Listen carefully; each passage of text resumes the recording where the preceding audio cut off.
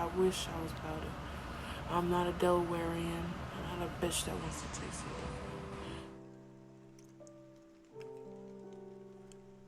I don't remember what I was even upset about, but I'm pretty sure it has something to do with that voice you heard at the beginning of this video.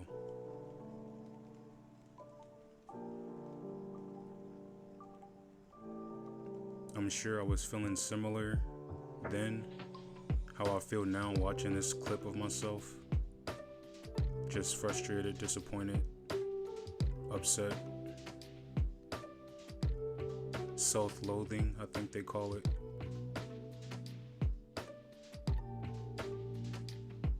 I've always wanted to make videos for some reason. I felt like it felt more like videos wanted me to make them than I wanted to make them, if that makes sense.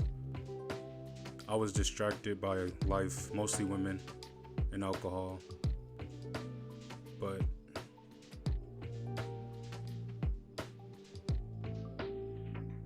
I guess there's some message in me that wants to get out. I wanted to make this video all perfect and do all the research, but honestly, I don't care that much. So I'm gonna just post some links. I'll put a couple screenshots maybe up and we'll go from there.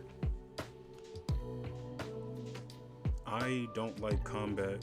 I don't like confrontation. I don't like violence. I'm soft at heart. I just kind of had to. I've had stuff taken from me my whole life. I've had people taken from me. I've had people abused. I've seen it. I've heard stories. So fighting just kind of came naturally. I don't claim to be good at it, but it's not something I am inexperienced with. I feel like I spent most of my life living with my mom, at least, in the library, because there wasn't a whole lot of safe places to go. One of my earliest memories of going to this community center in my hometown was called the PAL Center. I went there a lot, and I don't know what led up to this event, but I remember me and this kid are standing in front of like the double doors that are like the exit of this community center, and I remember him saying something like, "Was it you that snitched on me?" or like, "Why did you snitch on me?" And I was like, I remember feeling like all self-righteous, like, well, you broke whatever rule. And I'm like trying to explain it to him, and as I'm explaining it to him, I just feel my head get snapped up. Ow! And like, I'm lowering it back down to normal, like subconsciously. I wasn't thinking about it. I just start lowering my head down, and then I try to open my eyes. I didn't realize they were closed. And then I feel them like heavy and watery, and I see him just walking out of the second set of double doors. And then I started feeling this pain in my chin, and I'm like, yo, what just happened? I was like, what the fuck? I was like, what just happened, bro? I'm like watching him leave and feeling all this stuff on my face, and that's what I don't know how to explain it. But then I also remember after that talking to an adult and him walking me to like every room in the building. I'm guessing we were looking for that kid, and I'm like crying and trying to explain to him why we shouldn't be looking for him. I'm like, I watched the nigga leave, so like, what are we doing? I don't know if it was before or after that, but I remember my mom taking me to a different community center and trying to get me in boxing. And I remember it was like on the third floor, like, you know, the regular other activities were on the ground floor, like you just walk in, but we had to walk up like 2 or 3 sets of stairs in this tiny spiral staircase. And I remember it smelled like sweat and people and puberty. And I remember passing people like running down and up past us while we're trying to walk up. And then when I get in there, I just see all these niggas working out, jumping rope, lifting weights. And I'm like, I am not fit for this. Like, I've always been fat my whole life from what I remember. I mean, not even always. Really, like, maybe like from 8 or 9 and above, I was always a pudgy kid. But I talked to the coach or whatever, and I was like, I told my mom and him, like, this ain't for me. But I found myself going back to that gym and working out with those people, just not in the gym. Like, we would slap box, and they would show me, like, little calisthenics workouts and stuff like that, how to do pull-ups. I never liked it. I still don't. Like, I have to make myself do anything, but those are, like, some of my earliest memories with fighting and its relevance and what training is to my life, I guess. Moyer Academy, Maurice J. Moyer Academy. And it was an experience. I always thought about it as like training for prison, because I remember seeing people get beat up for no reason. I remember seeing people get their pockets ran.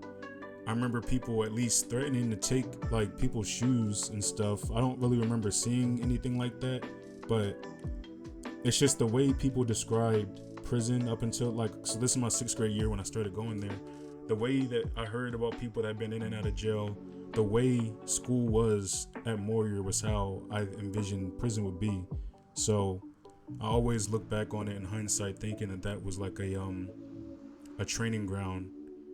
And not to put any of my peers down, but at least 2 people that I remember from school, they used to bully me quite a bit.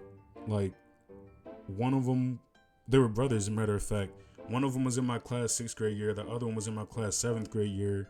And they both bullied the shit out of me, like, bad. Like, one story I remember was, right, my mom decided to take me to school this day. I don't know if I missed the bus or what. But on the way to school, I remember her giving me a $20 bill.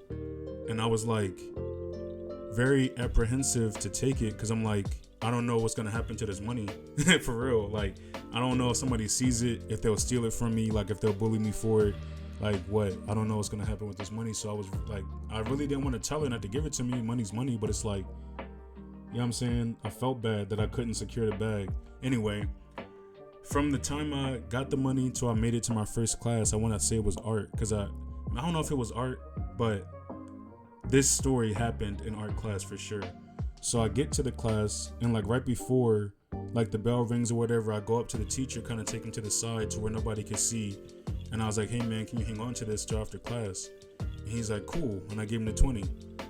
So fast forward, class is over. And then I'm trying to wait for everybody to leave the classroom. So I'm kind of like taking my time, putting my stuff together and getting ready to go to my next class or whatever. The teacher, I guess, decided that he was about to go somewhere or whatever, so he wanted to make sure he got it back to me before that. So he came and gave it to me, and I'm like, fuck. Because as soon as he gave it to me, I realized that the dude that used to bully me was still in the classroom. He saw him give me that money. So now I had to figure out how to, again, like, take care of this bag.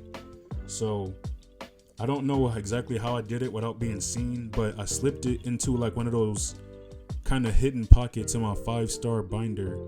And the kid that saw me with the money eventually made his way over to me and was like, yo, where's my money? Like, where's my lunch money or some shit?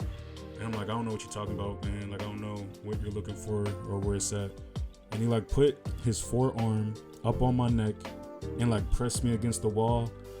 And I don't know if I was on my tippy toes or actually in the air, but I remember being like very uncomfortably lifted against the wall, looking down at this nigga while he used his other hand to go in both of my pockets and try to find this money.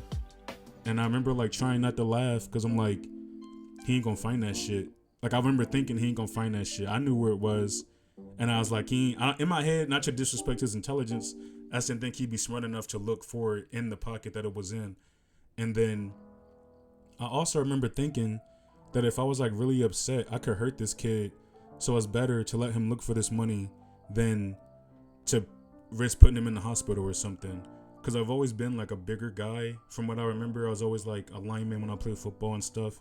I don't know how tall in comparison to everybody else I was, but I was always like at least heavier than them.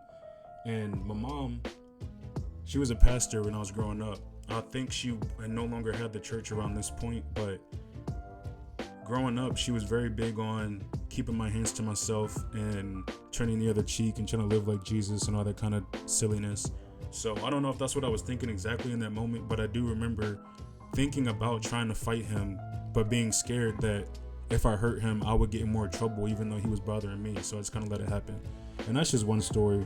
There's plenty of other stories. Like, there's one time I remember riding the bus in the morning, and when we got to school, like before we got to school, there was these 2 kids that I want to say were cousins or like play cousins or whatever.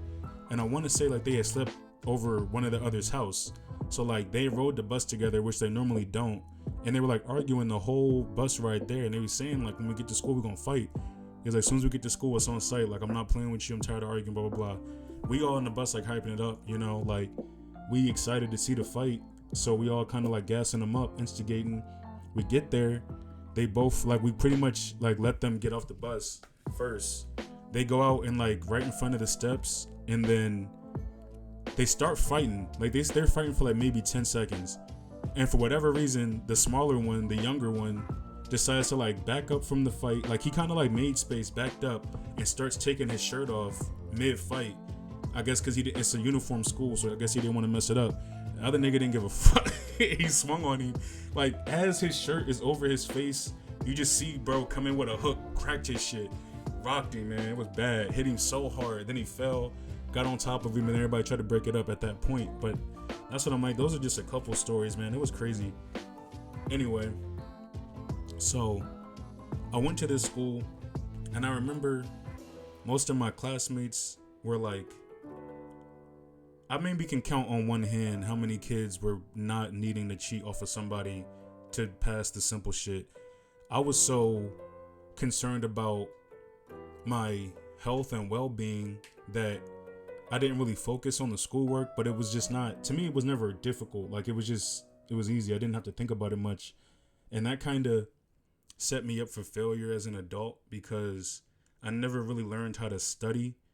Everything kind of just came naturally to me as a kid. I don't know why, but I mean, I always had like B's, maybe some A's. I know I made honor roll at least one year that I remember. I don't remember which year, but I remember getting it, like being awarded for it or whatever. And yeah, when I joined the army and I had to learn computers, that was difficult because it was a whole new everything, and there was no hand holding, and all of my peers had already like developed the skills to learn how to study and teach themselves stuff. So it was kind of hard even talking to them because they were all very like preppy and snooty and looked down upon people like myself that were from nothing and didn't know how to, I don't know, behave how they did, I guess.